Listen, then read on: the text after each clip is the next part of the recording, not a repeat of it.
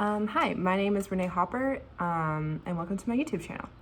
A little fact about me is I used to be a collegiate rower, and I really love endurance sports, and I really want to get into them, but I'm also broke, and I have $0 to spend on endurance sports, and for some reason, Ironmans are like over $800 to sign up for, and not including bikes and shoes and all the equipment needed. And then on top of that, if you want to get a coach or a training plan, it's even way more expensive.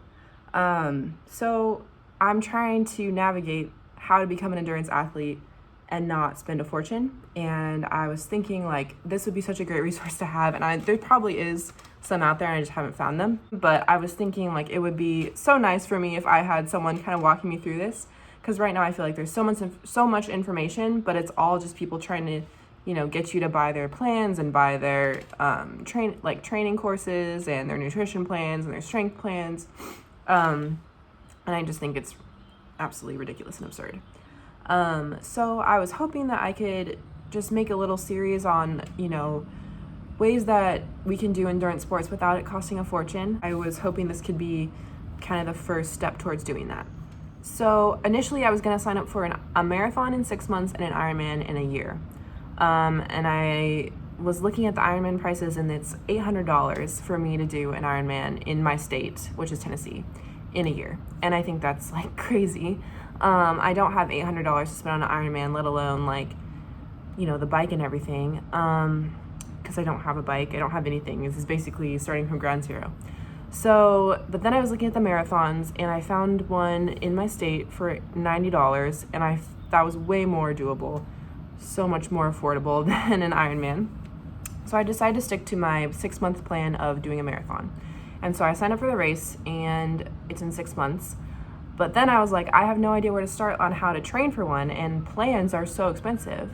But then I was able to find some online for free, and I'm going to share those with you guys. And they're all from the Garmin running website, or just the Garmin website. And so I'm going to share those and screen record how I found them. And so hopefully you guys can use them too. And then on top of that, for a wedding gift, I got a Garmin watch. It's the Fénix 7, and it's really nice, and it's like specifically made for triathlons and running.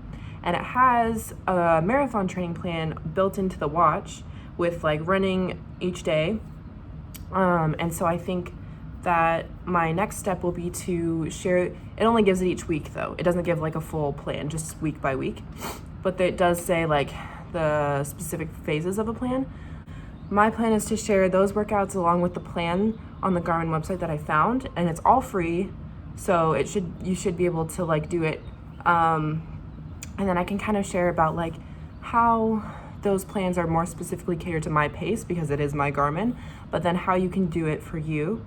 And yeah, hopefully with those resources, you'll be able to do a marathon at a relatively cheap price, and you'll be able to find a plan, because they are sort of absurd to have people, have to pay for races and equipment and plans.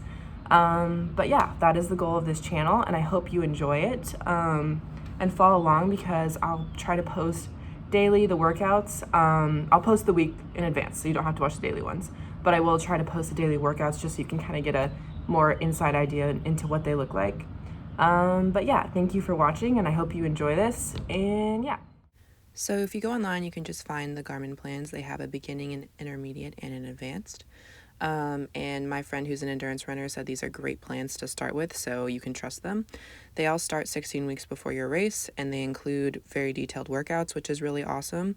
And taking a look at the advanced one, you can see sometimes they have 2 workouts a day, sometimes 1 long run, and they include rest days, and they have cross training and things that you can do to keep building endurance that aren't running. I'll include all of these in the caption. So the Garmin will show you daily suggestions for a marathon or any race you do. They don't have a full plan for a marathon. They do for a half, a 10K, and a 5K.